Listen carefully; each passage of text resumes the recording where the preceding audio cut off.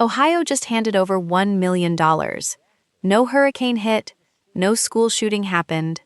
Lawmakers approved this money because a single family hid 16 children inside one room for years. Here's what we're promising you in the next 9 minutes. First, you'll see exactly what investigators found inside that house, in detail no other channel is covering. Second, you'll understand how 16 children vanished from 3 counties and 3 school districts without one phone call. A search warrant brought deputies to a quiet road in Vinton County, Ohio. They came for a domestic abuse case. They left having rescued 16 children nobody knew existed. This county is the smallest in the state. Roughly 12,000 people live here, and inside one small house, 20 people were surviving, in 5 rooms with a single bathroom. You're about to hear a sheriff compare that house to a barn. You'll hear an attorney general call it pure evil. You'll hear a detective who once rescued the Turpin children say this case might be worse. But hold on to this number first. 16 children, 1 room, 12 feet by 12 feet. Pace it out right now, wherever you're sitting. 12 steps by 12 steps. That's the entire world these children knew. If a case this disturbing deserves to be seen properly, subscribe now, because we're going further into this than anyone else has. The state approved the funding this week. No objections, unanimous vote.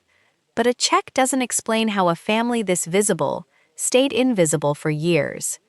That answer is worse than the headlines let on. To understand why Ohio needed $1 million overnight, you need to see exactly what deputies walked into that morning. Evidence. Here's Promise 1, delivered. Investigators came for evidence of domestic abuse. What they found instead rewrote the entire case. 16 children, from toddlers to teenagers, were confined largely to one room, 12 feet by 12 feet, 9 square feet per child. That's smaller than the mattress you slept on last night, and it held 16 lives at once. The floor had rotted through from filth. First responders nearly fell straight through it. Garbage blocked entire hallways, so densely that investigators couldn't reach every room in the house. Sheriff Ryan Kane has raised livestock his whole life. His comparison should stop you cold. My livestock have been kept in better conditions. Attorney General Andy Wilson didn't soften his assessment either. His exact words, pure evil. 2 children were airlifted to pediatric trauma centers that day. One was listed in critical condition. Officials believe another 24 hours inside that house could have ended in death. Investigators found no cages. Wilson clarified that specific point. On the record, sit with why that fact needed clarifying at all. When no cages is the good news, imagine what the bad news actually looked like. Neighbors saw almost nothing. One glimpsed dirty children once, at a yard sale, and assumed they'd simply been playing outside. Another lived close enough to hear passing trains, and never once saw a child. This family didn't need a fence or a locked gate. They hid 16 children in plain sight, on a road anyone could walk down. So how does something this visible stay unseen for years? The answer isn't about one house.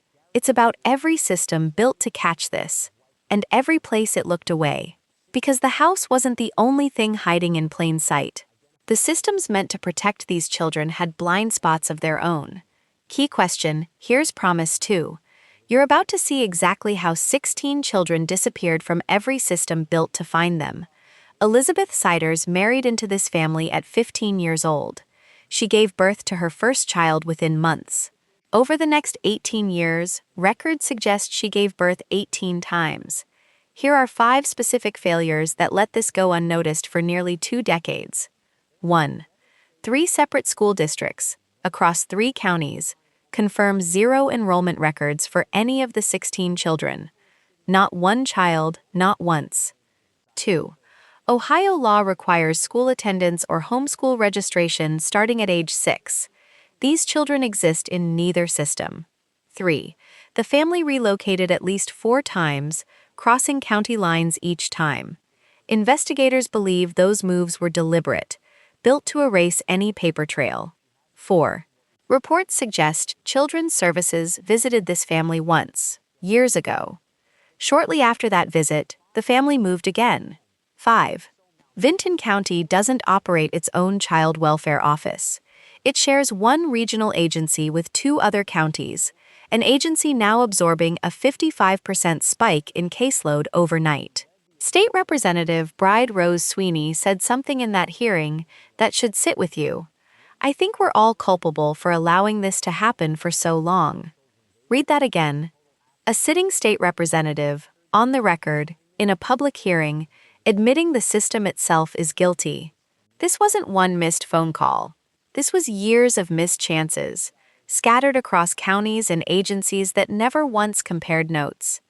Do you think this is Ohio's failure alone? Or does every state have blind spots exactly like this one? Tell us below. 16 children slipped past every system built to see them. Now 4 adults are about to learn the legal system misses nothing. With the system's failures finally exposed, every eye turns to the 4 people who kept these children hidden. Suspect/truth, 4 defendants, 2 generations of one family. And the legal case is already splitting in unexpected directions. Gary Siders Sr., 73, collapsed while being transported to a hearing. Doctors discovered a serious condition requiring specialized treatment.